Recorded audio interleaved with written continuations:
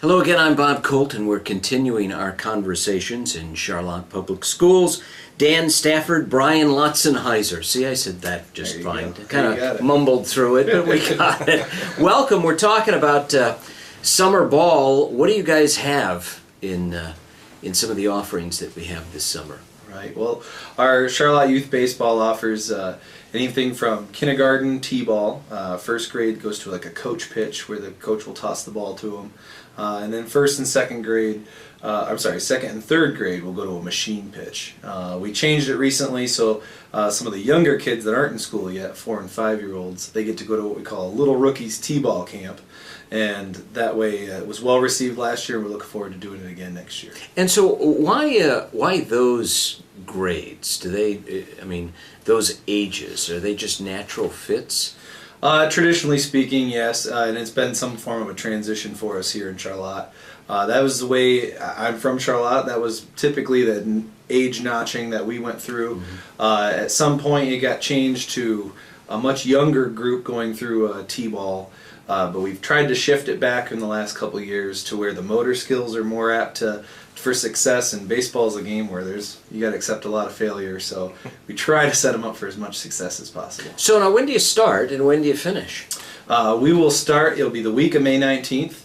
That will be the first opening of all practices, and we run right to the end of June. We will be done then. So Dan, why is starting kids out so young important? I think the biggest thing is, first of all, it gives them a taste of the sport, gives them some success. I know at the young levels, 4, 5, 6 years old, kids just want to be active. They want to go do things, and sometimes older brothers and sisters are doing it.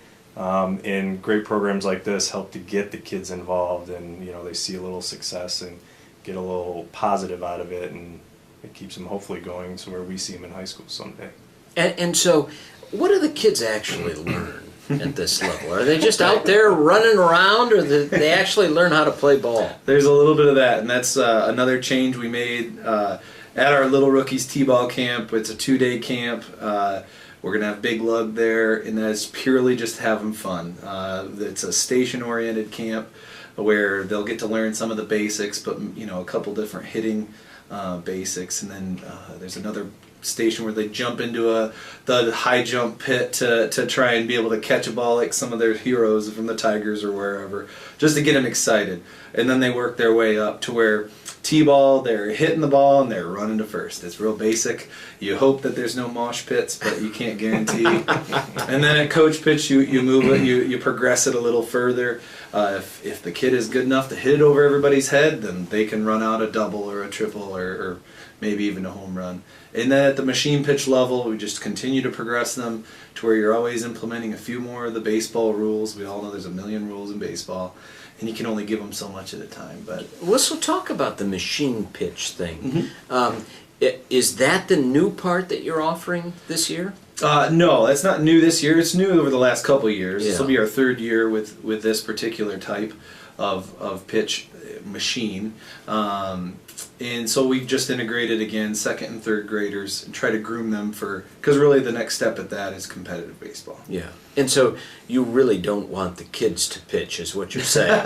Well, it's a little tough. When I took on this mission, I did consult with a lot of people, and I was told by my former college coach that it was actually a good age to get them throwing on the side. Yeah. Not Not necessarily guaranteed for a speedy game, but to start arriving at who's going to pitch. Yeah. So, Dan, are you like scouting your stars at a young age? No, that young. We just want the kids to get out there and get active, kind of get a taste of the sports. It's nice when they get some success from it, and hopefully we, keep the parents in reins too, that at 4, 5, and 6 we're not grooming college athletes. We're just, getting the kids involved and giving them a sense of community. Do you find that it's tougher to get kids excited or involved? And there's so many other things they could be doing in the summer. Yeah, the excitement level is never a problem. It's just the spring schedules. Just sports have pushed out just in our community here. There's flag football, there's spring soccer, there's and baseball. And I always make the joke, I'm not going to apologize for being the natural spring sport, but there's a lot of options, and enrollment reflects that. It's not the glory days of baseball, but we do average between 150 and 200 kids in the program, and we're very proud of that. That's great. Do the fields have to be, different for younger kids? No, in fact, we utilize quite a bit of our open spaces that we have here at Charlotte. The T-ball and coach pitch predominantly are just kind of out in the open areas that some are even practice soccer fields. So you don't really need the actual dimensions. Yeah. By the time they get to machine pitch, we're using actual diamonds, yes. So, Dan, you're looking forward to some summer play, but you haven't even finished spring yet, have you?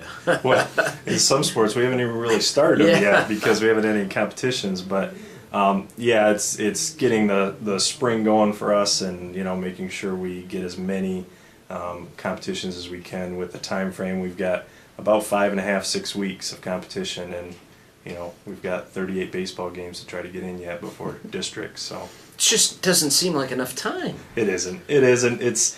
We probably won't even get close to that. Probably about 30 games. But if we could get the snow off the ground, it would definitely help us get out there. Yeah, so what happens on a day that it actually snows and you're supposed to play?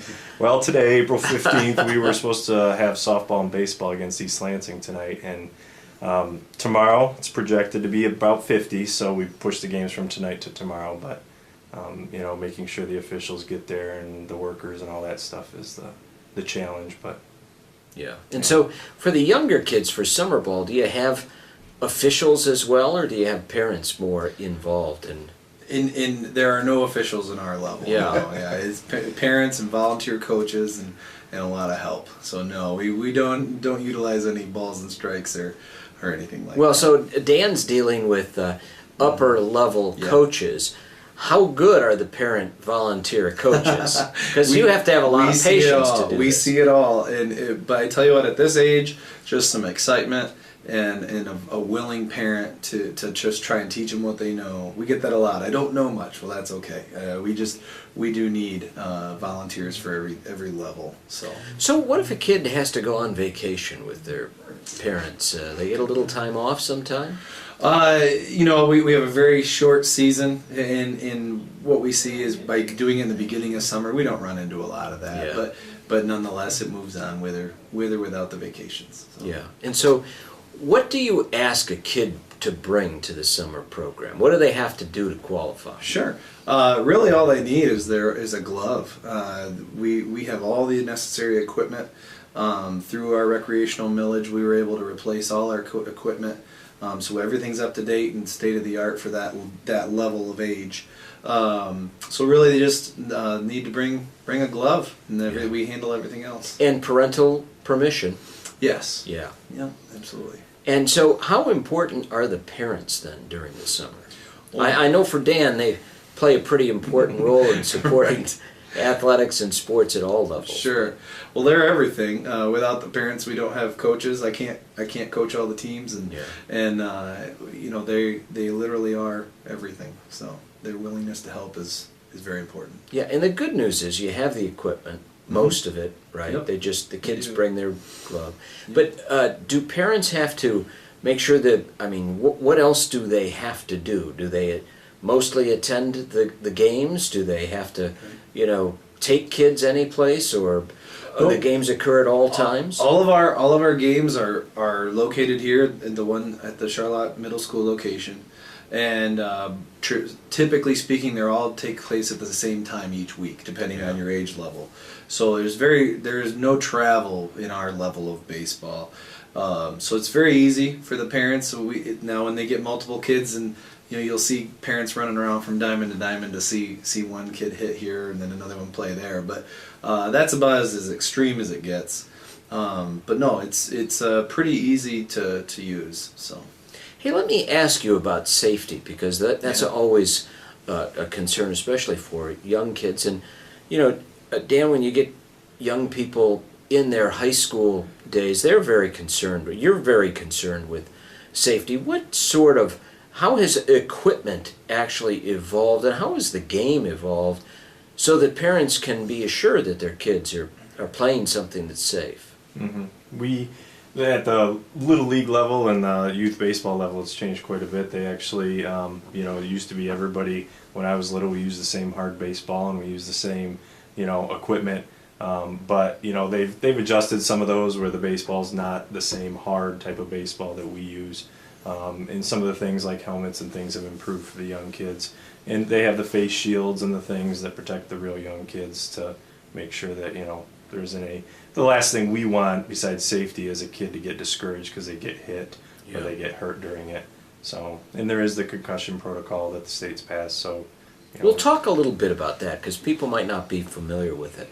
It would be interesting, I think, to try to explain it to parents as they consider getting their kids engaged. Yeah, it's just basically an awareness program so that coaches, parents, people involved in the program understand the symptoms of a concussion.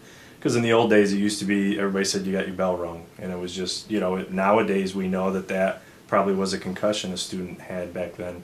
So it's they sign a waiver and there's an information sheet that they'll have on there, just some symptoms and things for concussions and treatment, and get to a doctor and make sure you're cleared by a medical professional. So. And do they slide? Yeah, absolutely. They do. We don't always teach them, but they especially the little boys. It's a co-ed program, but the little boys they love to slide even when it's not necessary. So. Yeah. We'll talk about it being a co-ed program too. Yeah, sure. All boys and girls, again, of the same ages, of kindergarten on the way through 3rd grade, are all welcome to play. It's a pure co-ed program. And then what we notice, just as our community and many other communities have it set up, once you get up beyond 4th grade, that's about the time where the ladies start playing fast pitch softball, and the boys will start going and playing more serious travel baseball. So, but it is pure co-ed, and really the basics at that age and the fundamentals are the same. Yeah, and so when a kid gets signed up in either level of the program, what is it that you try to teach them about the game? What do they really need to come away with? My number one goal has always been the same ever since I started taking over this role. Is I want the kid, among other things, to learn basics. I want them to want to play another year. In this day and age, baseball it's no longer Americans' pastime. It's some people say it's too slow or what have you. It's still a great game. And it's up to the parents and the coaches, especially at those kindergarten levels, to explain to them and show them how much fun it can be. And then again, so my ultimate goal is that they want to continue playing another year. So that's why I measure things. And Dan wants them to continue to play right through high school. Absolutely. Yes, we love more and more kids to come through wanting to play all the different sports. Yeah, and talk about some of the spring and summer options, though, Dan. I mean, that you really do give boys and girls a lot of different options in Charlotte. Yeah, there is. In fact, a lot of our varsity coaches right now are planning out other camps and things for our young kids and middle school age athletes. But the spring and the fall are very busy with very similar sports. Right now we have girls tennis going on. We have boys golf, who actually just competed last night for the first time. So and we have baseball, softball, and we also have soccer going on. So with all those different sports, it's a lot of choices in the spring, which is nice. I wish we could have a few more in the winter, but being inside, we only have so many options. But it's nice. It gives kids, and sometimes they get to that age where they have to select. Are they going to stay with soccer if they're a girl, or are they going to do softball? And we do have some athletes that run track, and they also play softball, or they'll play soccer. So we do have a few shared athletes that we work with. So. Well, great.